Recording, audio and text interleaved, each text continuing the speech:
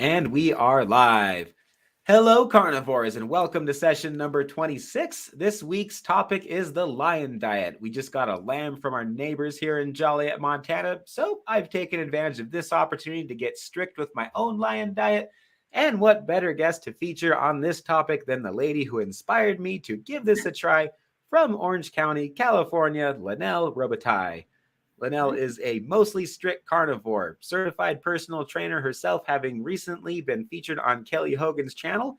We've also recently interviewed her on our workout podcast called the supersetyourlife.com podcast on episode 183 when we went over what her diet looks like and why. Today, we are getting deeper into how to make this way of life affordable and sustainable, and how to politely and lovingly influence those around you to make positive choices concerning their nutrition. Before we kick things off, our podcast review of the week is from Terry from New Jersey, USA. She would like to say, two of my favorite people doing what they do best is always amazing to see. And that was in response to session number 23 with my wife, Taylor, 6 ways to help your spouse stay on track.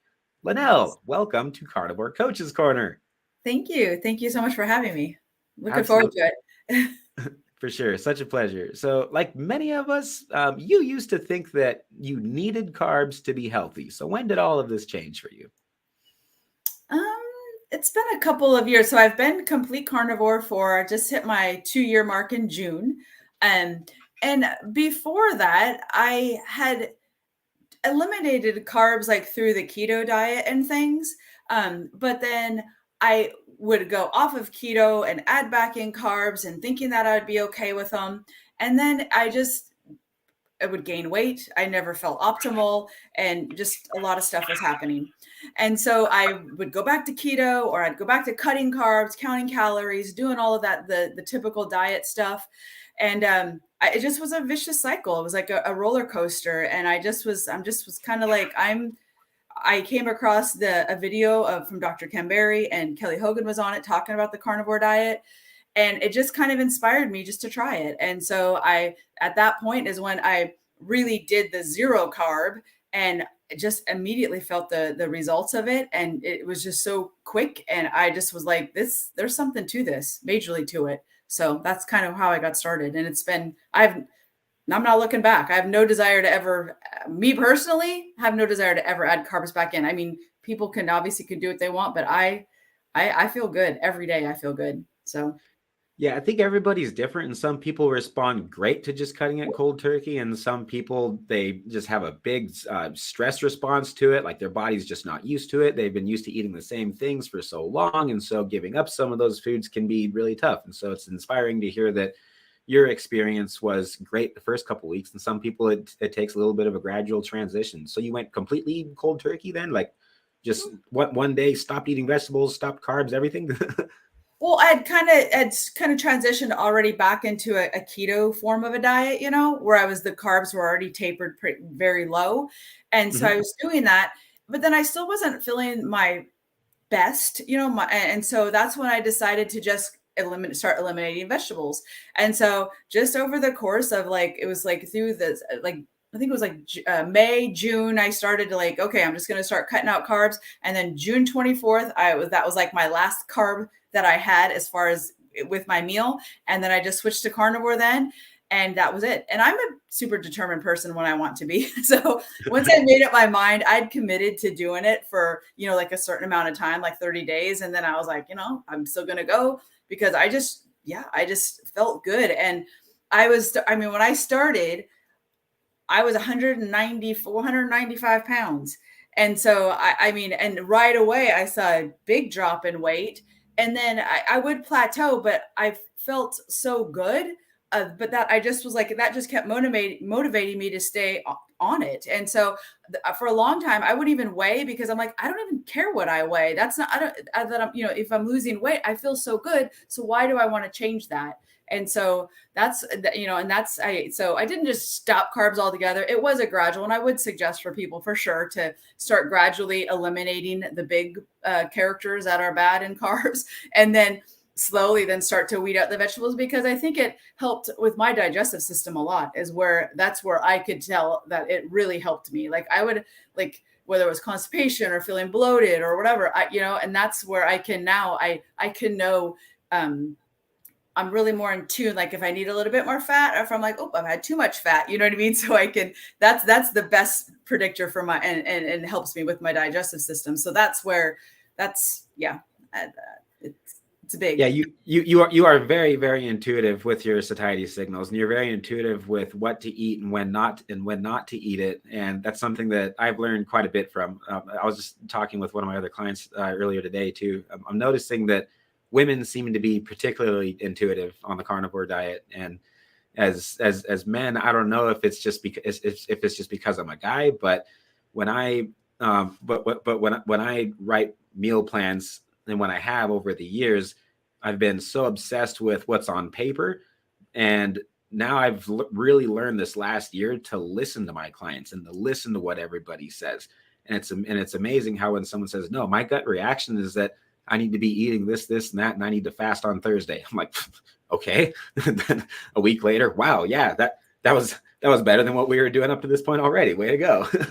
Yeah, I think with women, obviously men and women are very different.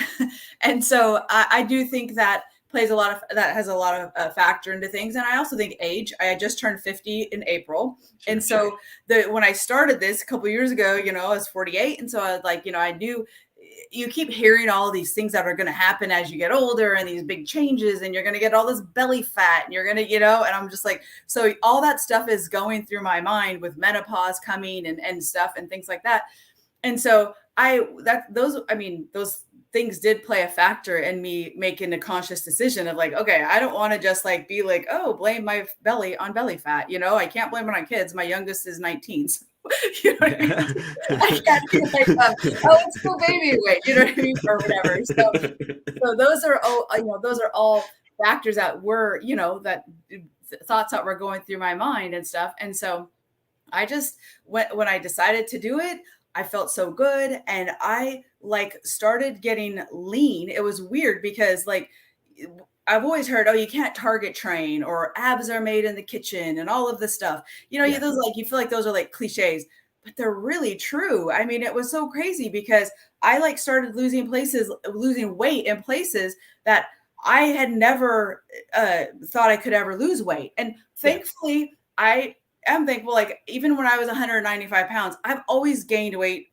all over. I wasn't I was all upper body or all lower body or whatever. I always kind of was just when how I look now, but I would just get bigger and then smaller, that way. So I would gain it everywhere.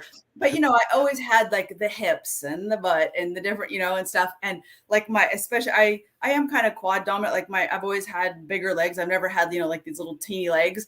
And so, but it was just so amazing, to see everything just shrinking down, and my belly has never been flatter than it's ever been. And, and so it's it's just things like that I was like, there is something to that, because, I'm eating fat. I'm eating lots of fat and protein, and I am losing fat faster than ever.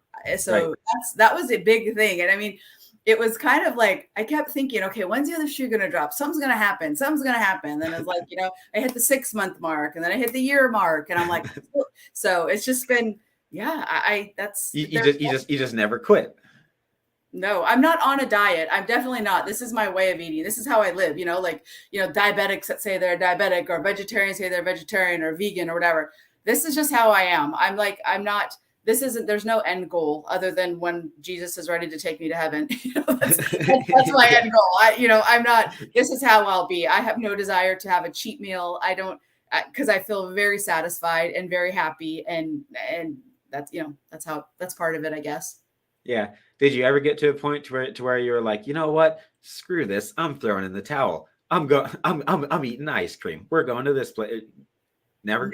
No. I mean, and I know it might seem odd, and people oh, they don't believe me. I don't. It's just strange. I mean, if anything, I would have a desire to eat more steak or eat things like that, but I don't have a desire to eat bread or eat a sandwich or, and things like that. And so, I have over the past couple of years, my diet has gotten way more simpler where, like, and I think it was just more of like out of habit when you eat back, like before this, you'd have a hamburger, French fries, and whatever. So you'd have like, your burger, your bun, all of the ingredients, and you'd have your fries, and then you have whatever you have, you have multiple ingredients. Yep.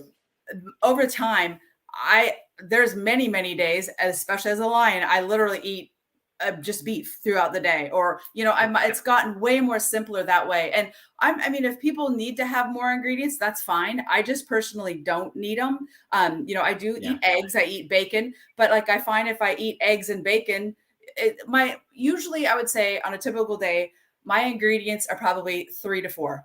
It's just the entire day, not one meal, but the entire day. Wow. Yeah, I don't mix. You can't find a processed food in the grocery store that has less than 5 ingredients total, and you're eating like in a bar, in a protein bar that's apparently a health food, and here you are, man, the entire last couple of years, 3 or 4 ingredients a day. That's amazing. I mean, and I'm not like they're.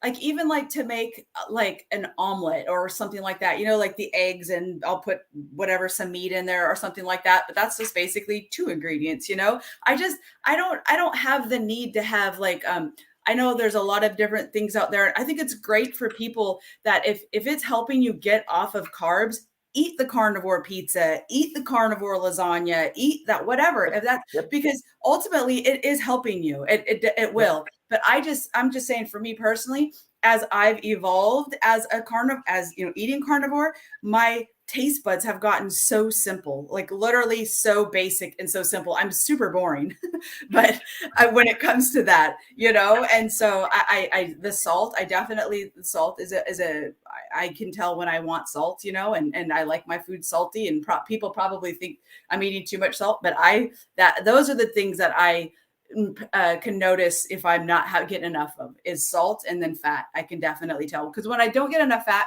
I definitely feel like my energy drops a little bit, but not for long. I mean, I also love to fast. I do like to do fasting. I don't do it regularly, and I'm not like like this real regimen, but every so often I'll just get the desire to just like, I feel like I ate a lot of protein, or I ate like more calories in that day, or whatever the case might be. But I will like to fast. I do like to fast, and I'll do 24-hour, 48-hour, 72-hour, but I maybe do like one fast every 6 weeks or something, 6 to 8 weeks.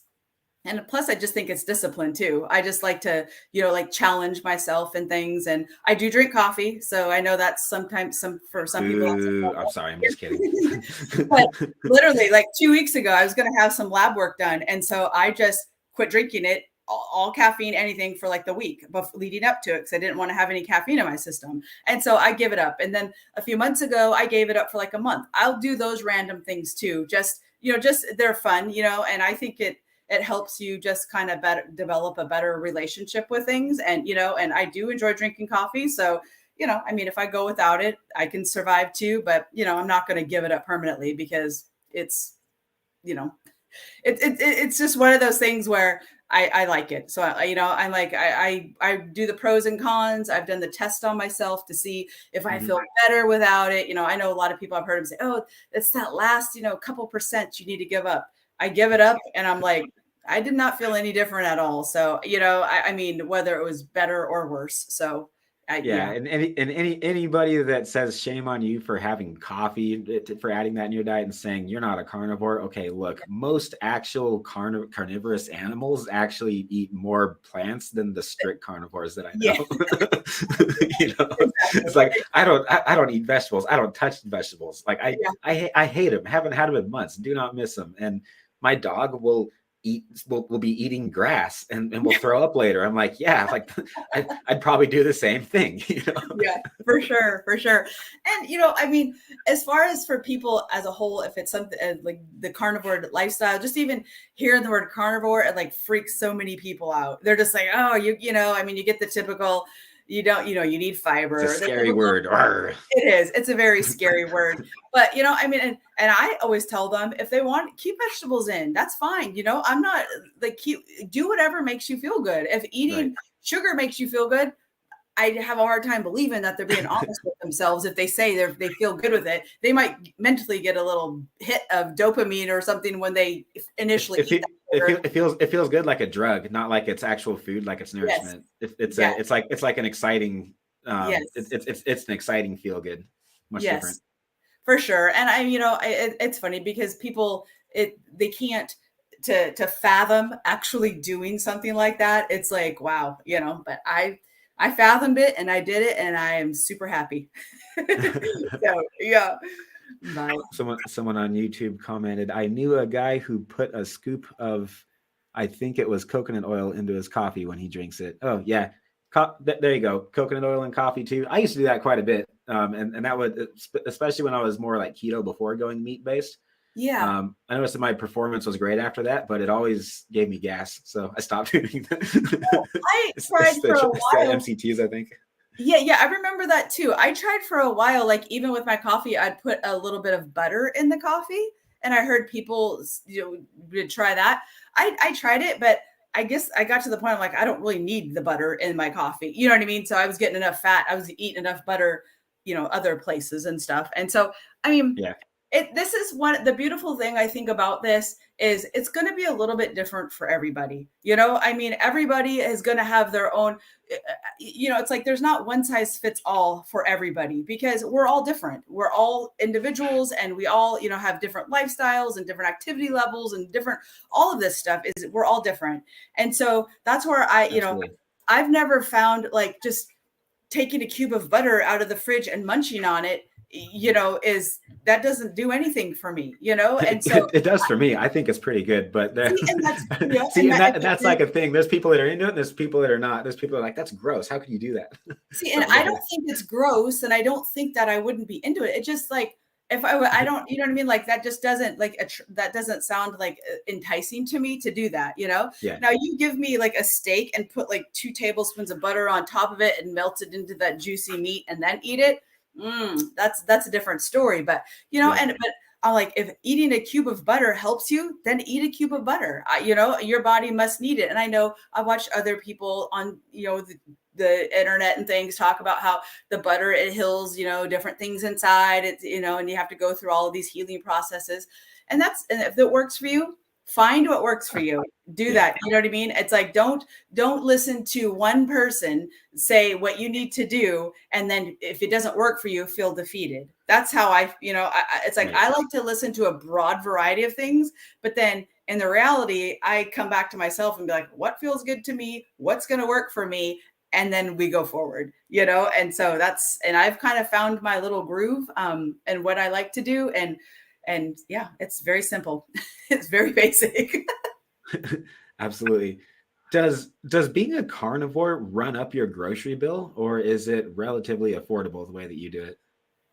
I'm sure people might disagree with me, but I think it's way cheaper. I mean, like literally, like because for one, I eat, as a lot of ground beef, and I always shop sales. So and so I don't, it's very cheap because eggs, well, we have our own chickens, so I don't have to buy eggs, but we have to still pay for their food and stuff. But so I eat eggs and things, but I just shop sales, and I feel like it's way cheaper because I am satiated so much faster. I don't need a lot. And I just, the food and the ingredients that I like are on sale, I stock up on it, and that's it. I mean, I don't really, if we go out to eat, it's like I'll get burger patties or something like that. But to buy a steak at a store, at a restaurant, it's so expensive. And they're going to overcook it. And you could make one twice as big, taste twice as good at home for half the price.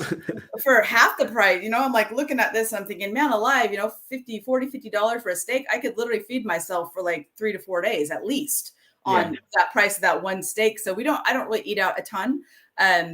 But I do not think at all that it has made my grocery bill more expensive. If anything, I know for a fact it's gone down for me personally. I still go grocery shop for my family. They eat other stuff. I haven't, they're not all carnivore, but it's. Yeah.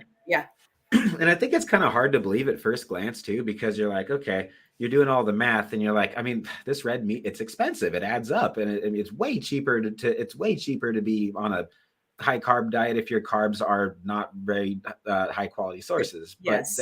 But you have a whole bunch of ingredients, and how much of that is going to waste, and how much are you actually eating of it? So if you're eating 3 or 4 things throughout the entire day, and that's it, that's a lot different than coming home with 10 different grocery bags because you have 10 different recipes that you're going to make. And there's a lot that's going to waste, not to mention the time that I think is the most valuable part of it.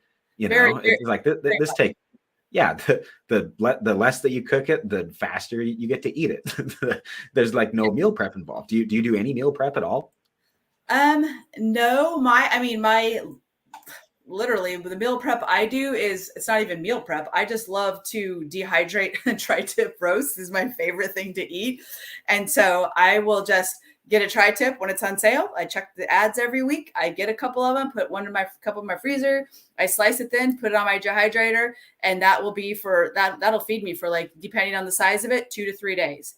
And so I get one roast for like $15. It's like usually will go on sale for like $5 a pound, or maybe sometimes $4 a pound, but I'll get like a 3-pound roast and I'll dehydrate it, and that'll feed me easily for 2 to 3 days. And then of course I'll have eggs or something if I have something else with it, but that's pretty much, that's what I eat a lot of.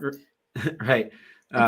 Someone from our Facebook group would like to say my meals consist of ground beef 5 days of the week. The rest is eggs, fish, and other cuts of beef. It's not boring. It's easy and nutritious. Because your body sees it as nutritious and it just wants more of the same thing.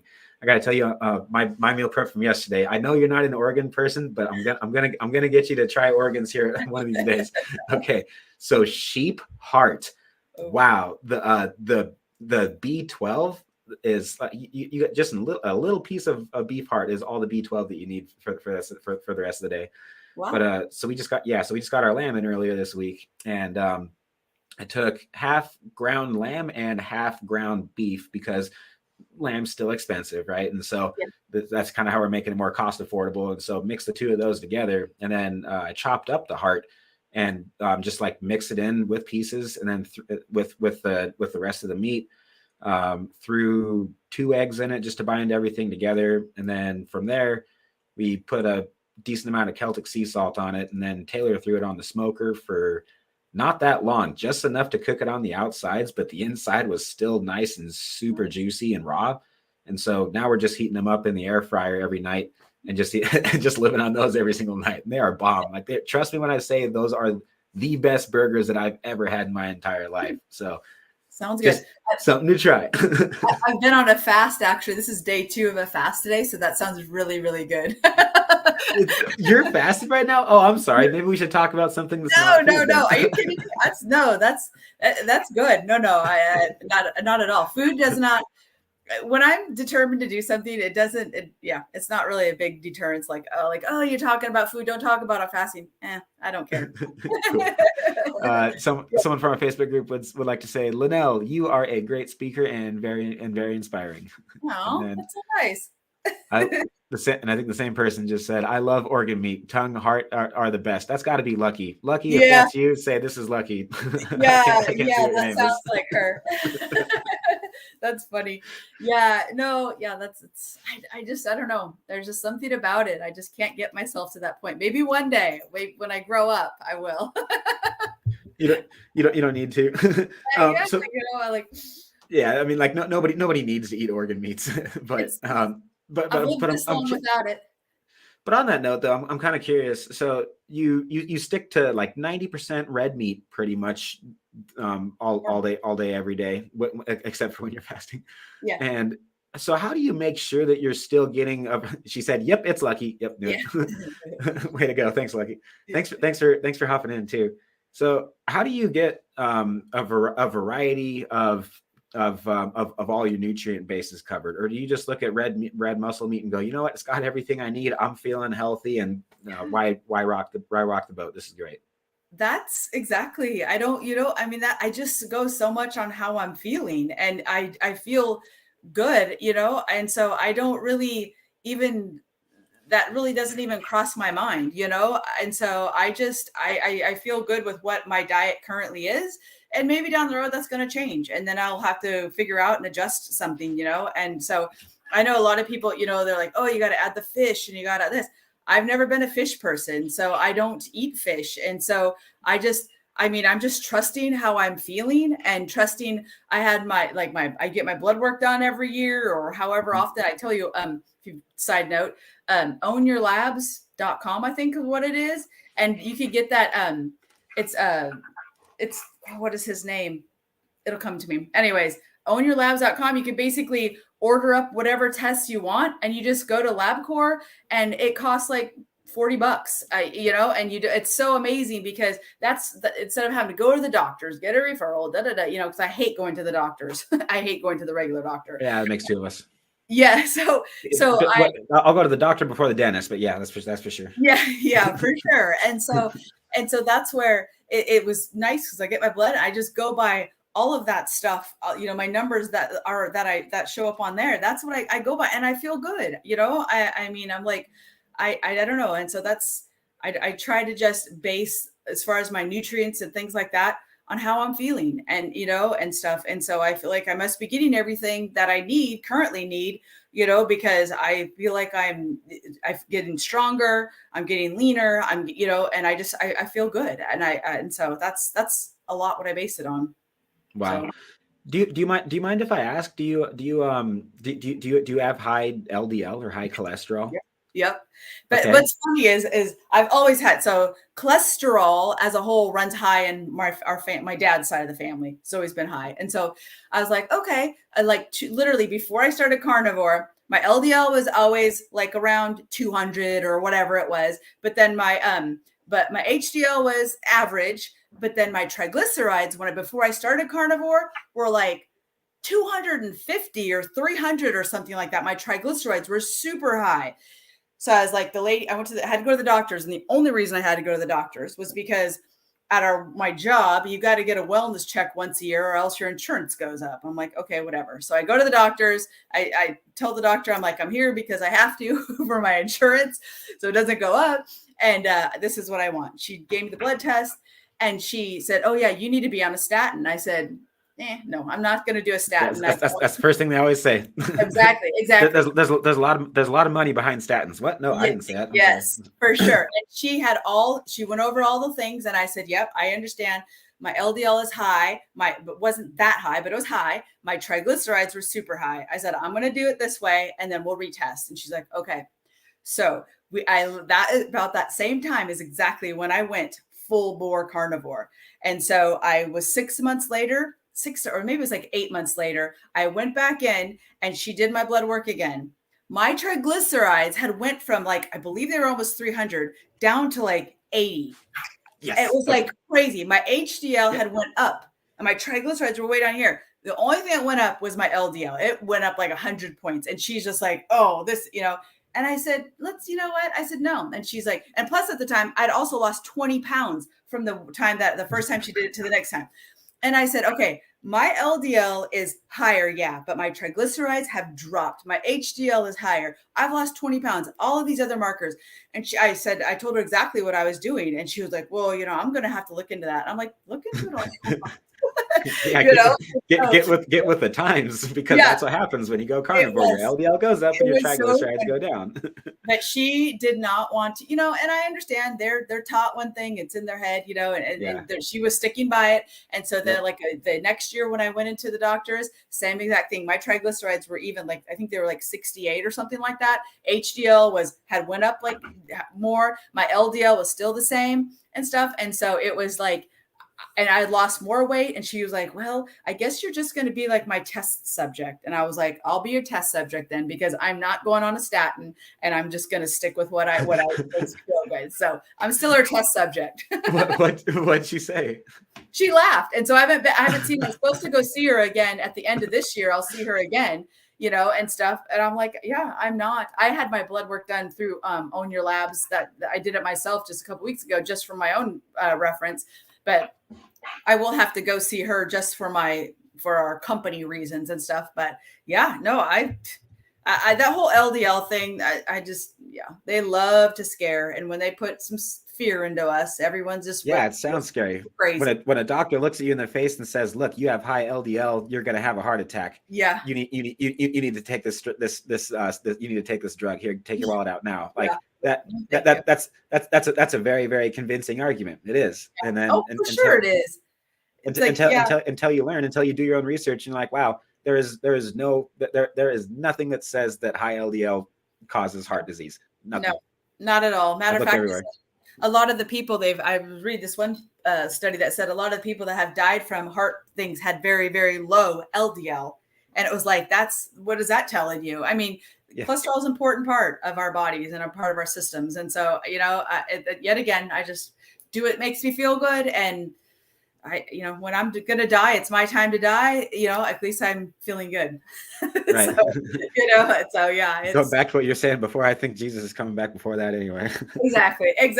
So, no, I mean, it's so between the carnivore diet and, I as of late too, exercise, obviously it's not as of late because I've always been an exerciser, but that is an important part too. I mean, I believe for a lot of people that are, need to lose a lot of weight and maybe they have very sedentary lifestyles, start with a diet for sure first, and then start adding in exercise. I think exercise honestly just comes naturally because when you start feeling good, exactly, losing weight, you want to just keep building on that. And so that's where I can tell, like, even with my own self, I mean, I would like to lose, I said earlier, we'll start at 195. I've been right at 145.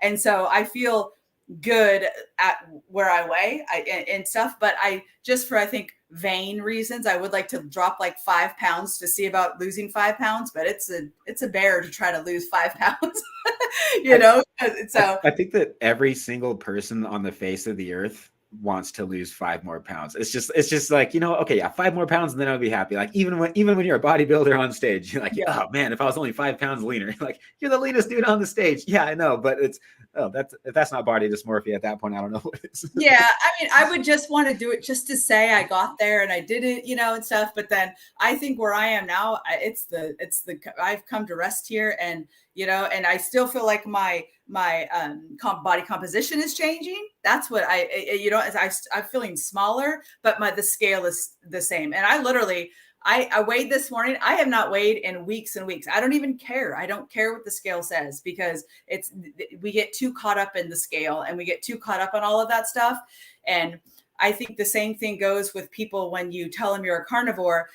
Just like people can get attached to what the scale says, they get so attached to food too. They get so attached to the, I mean, it's the feelings that they get with certain foods and things, and so they're no longer eating for their body, what their body needs. They're eating for what their brain wants, and so, yeah, that's why I've been trying to like simplify everything.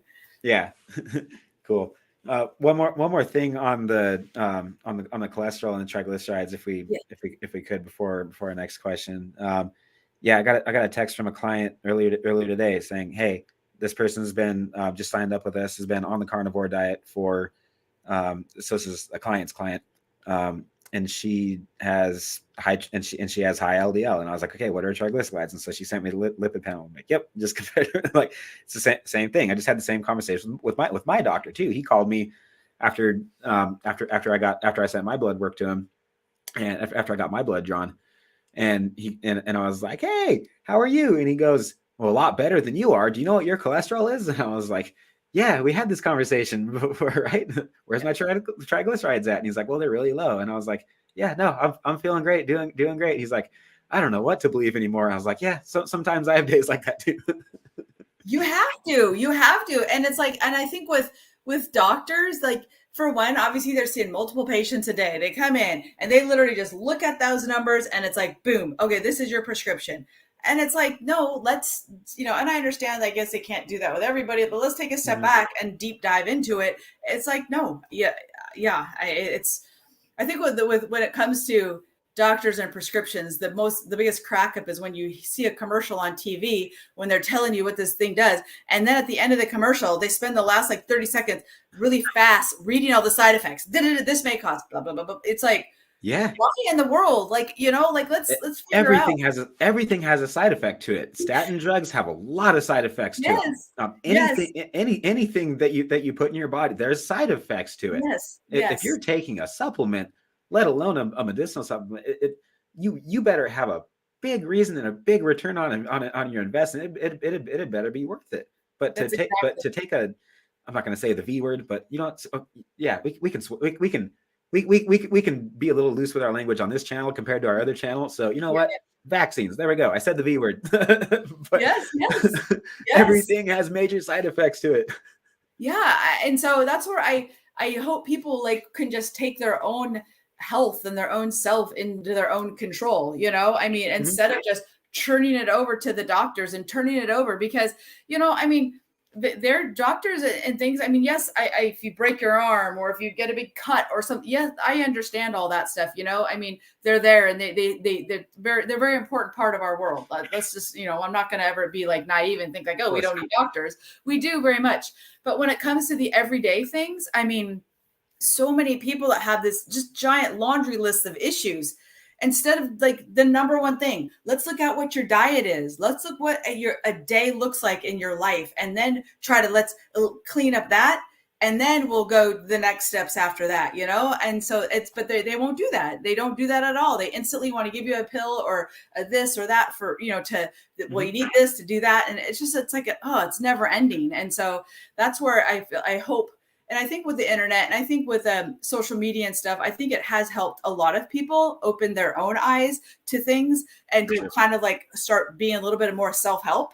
And I'm not talking about, like this me time and I'm talking about really, truly taking their own health into their own hands and just realizing that, what am I doing to cause myself to have all of these issues, and you got to take ownership over it and discover the truth for yourself, because then you have ownership over it. And we don't really talk too much about our faith on this because we have a lot on this channel, because we do have quite a few different beliefs as far as our listeners. So this is, I totally respect whatever your belief is for your faith, where it is that you come from. But Lynell and I are both Christians, and it's just like reading the Bible. It's like if you hear something that you're not really 100% sure on, where do you go? You just go to where the facts are. You just go to the source that is right every time, or at least in my experience, it's been right every single time.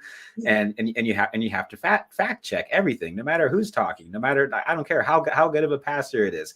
You need to fact check everything that dude says, because he is he's a flawed human being. And so are doctors, and so are nutritionists. So is everybody. Yes. You have to take your health and your faith into your own hands. And if you don't, then I'm worried for you. Completely agree. And I mean, we live in a fast-paced world. We live in a stressful world. All those stressors are on our bodies and on our minds and on everything. And I believe bad, whether it's eating habits, exercise habits, all of that stuff, it will start manifesting in different ways for different people. And so I think, and then they become like these certain issues that people have. Well, I have this problem, and and it's almost like, and sadly, I think I did it too at a point where you become attached to those issues, and those issues kind of are part of your identity. And to really truly change those issues and to get rid of those issues, it's almost like you're losing a little bit of part of your identity, and it's a scary thing. And so that's where, if you could trade it with the feeling of I'm feeling good and I'm motivated and I'm, that's so if you could do those baby steps for some people, big steps for other people, but those are the types of things we have to change our way of thinking when it comes to that. Because just like when you tell them you're a carnivore, oh, I could never do that. Well, yes, you could do it. If you wanted to, you could do it. Well, now you definitely can't, because you just said that. Exactly. you had a chance before you sold yourself short. Yeah. And and so that's, like, just like with me though, I just said, oh, I could never eat organ meat. I could eat it if I wanted. I could do it. Yes, you could. Don't say never, because you could, and things like that. So I don't know. I feel like this world, it's crazy, and we're all living in a crazy world. I know here in California, it's a lot of craziness that goes on around here. Yeah. So if you could just find some areas of your life where you can really take control of, and that you can really, drive, steer in a good direction, do it, just because it does have a ripple effect, and it does help so many other parts of our life. So Absolutely. Lots of influencers, and I use that term loosely, like with really big quotation marks, Yeah. will say things like keto and carnivore are not sustainable long term. What's your advice to someone that's legitimately concerned about being able to adhere to a meat-based diet long term? I mean, as far as advice goes, it kind of comes back around to the same thing. Like, if I'm feeling good, and so I've been over 2 years of doing this, and I'm going to listen to some influencer on Instagram that tells me that it's not sustainable. Well, I'm here to tell you it is sustainable. And these people don't back this up by science either. This Yeah, is just their opinion that they're spouting off, and they're not very experienced in it. everybody's entitled to their opinion, and Yeah. that's probably one of the beautiful things about social media and the internet. I mean, anybody can get on there and say whatever they want. They can get a big, huge following of people, and they're gung ho for one thing, They and then probably all of bought a most of those followers too. Sorry, continue. well, it's like people can like be just like sold on this certain whatever thing they're doing at the time. And then who knows what's going on in their personal life, because we all have a personal life. We all have an off the social media, off the screen personal life, and they decide to change something. Then they come on to their following like, well, we're going to change and we're going to add this or do this. That's great if that's what they want to do. But then all of those people, it kind of leaves them in a state of confusion. Well, I thought you only did this, and I thought you only did this. And it's like they're almost looking to these influencers for like as their like God, like, and like they're, and I say it with a lowercase g, you know what I mean? Of like, just tell me what to do and I'll do it. And I understand that there's great guidance on there, and I find a lot of it on there. But I also, it's like, comes back down to me, how I got to like kind of like get into my own head and my own body, how I'm feeling and what makes me feel good. And that's what I need to do. Will I share it with people? I'll share it with whoever asks me. If they start the conversation, I'll gladly finish the conversation, but that's where, and I want to help people. I love to help people, and I love to motivate people. And I mean, at the gym, I teach classes, and I have people come up to me all the time and, ask me things and stuff. And so I will gladly share with them. And that's just, it's kind of like my personality type anyways. But it does, these influencers that say things a one way or another, they're human too. They're influencers. They're probably, more than likely, they're making money off of what they're saying. So, there's a lot of factors, and I appreciate everybody's opinion, but I'm going to do what I know to be best for me, because I'm living it every day. That's sounds very wise. When you're when you're traveling, when you're around a lot of other people, when you're like eating out a lot, how do you do you ever feel bad for not eating like what somebody else brought or prepared? No, honestly, because, well, for me, I wouldn't feel bad if they didn't eat what I ate, if they ate something different. Case in point, a couple weeks ago, we had some friends over for dinner. They're vegetarian. Mm-hmm. I accommodated them. Did I still make meat? Of course, because our family eats meat. So I had that, but I also had multiple choices of vegetarian things that they could eat. It was a wonderful time. We're going over to their house tonight. And so not only are they vegetarian, they know we're not. I'm fasting. And I'm like, I'd set my mind on doing like a 3-day fast. And so I'm like, okay, I'm going to go over to their house. I'm like sitting there thinking to myself, is it going to be rude that I don't eat? And I'm like, no, it's not. Because for one, we've had conversations in the past. They know I do this. And so, it's, if someone's going to get bent out of shape over that, I think there's more to the story, but it is what it is. And even when traveling, this past summer, we were gone on a 2-week vacation, North Carolina, all over the place. We traveled around, did a big road trip back there. And we met with people. We were with friends and some family and things like that. I wouldn't look down on them if they had a specific dietary need, I mean, and so I feel like, right. I'm like, if they look down on me for my dietary, what I do, there's nothing that I can do. If you have time to worry about somebody else's diet and be offended by it, I mean, it's then who is the one that thinks weird about food? You or us? Yeah, probably. Exactly. So, and I don't want to, I'm never mean about it, ever mean, I'm like, obviously it's like and if anything, that's another beautiful thing about this. if I'm at a place where there's literally nothing that I can eat, which usually there is something, there's cheese or eat something you can eat.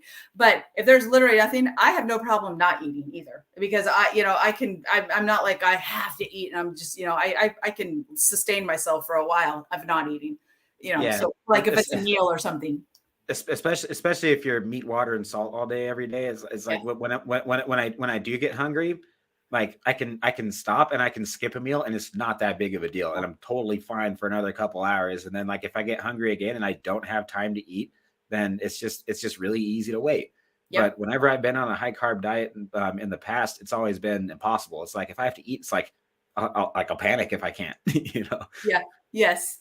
And I mean, it's, when it comes to, a lot of people are self-conscious when they go out with other people or this situation they start, I mean, maybe sometimes people's personality types are just that way, where they're a little bit more nervous or anxiety ridden on things like that.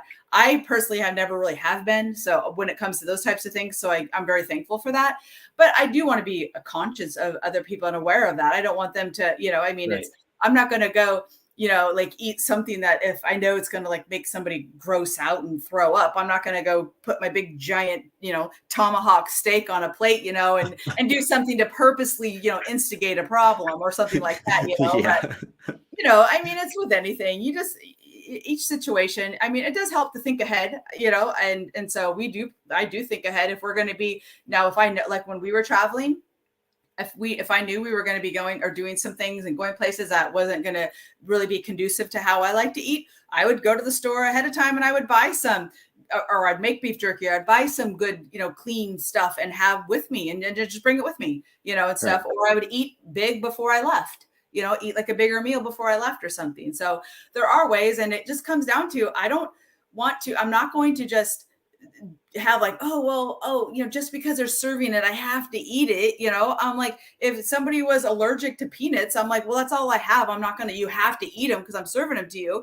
I mean, it's kind of like, it's my own health, and I want to feel healthy and I want to feel good. So, Yeah.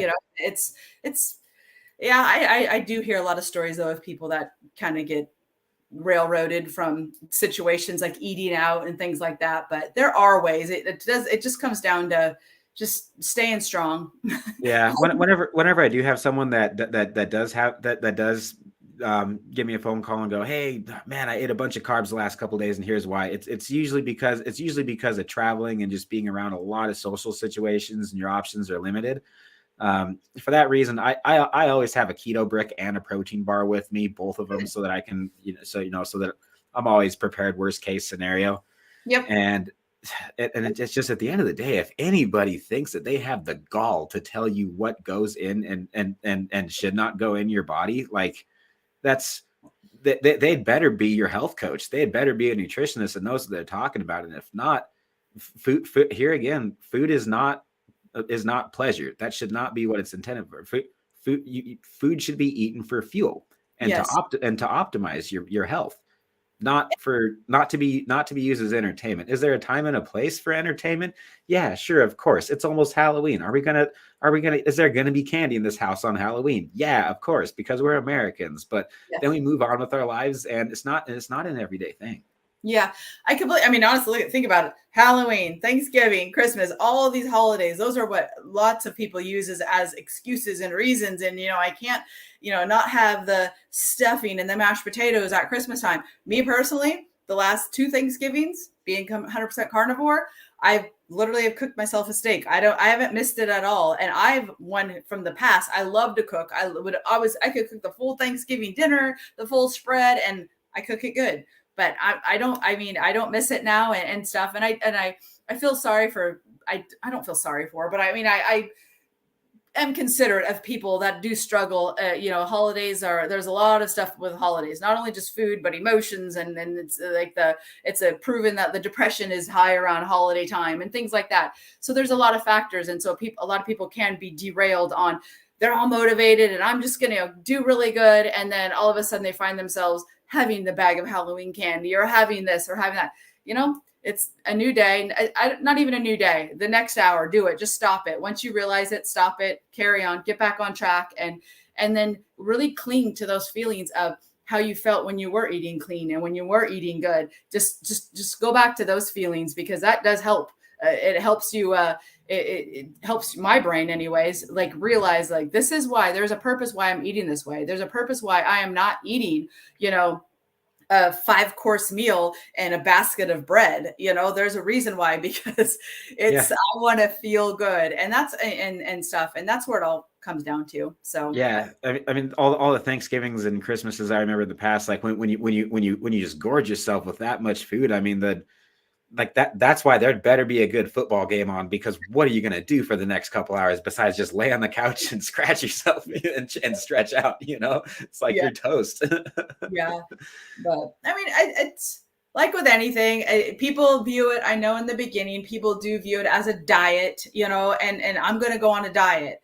Well, that right there entails restrictions, and that right there entails a beginning date and an end date. There's a lot of things. And so until I think the more people can get past that, that mindset of I'm on a diet, and just realize, no, I'm on a lifestyle. This really makes me feel good. And this, and it's helping me internally, externally. Your skin starts to feel better. You're just like, overall, until people can really get that, and to that point, there are struggles. I mean, people are going to struggle, and it does help to have a good community around you of people that, that do help you. Like my family, for the most part, they're very supportive. They know how I am, and I don't care if they weren't supporting me anyways, I'd still carry on. But, my mom, my sisters, all, everyone is very supportive of everything, and it does help, like talking, like just like on social media. That's where it can have a downside, but I have a good side too, of finding people that are like-minded, and finding people that, are doing like kind of like living how you're living, and just kind of get motivation and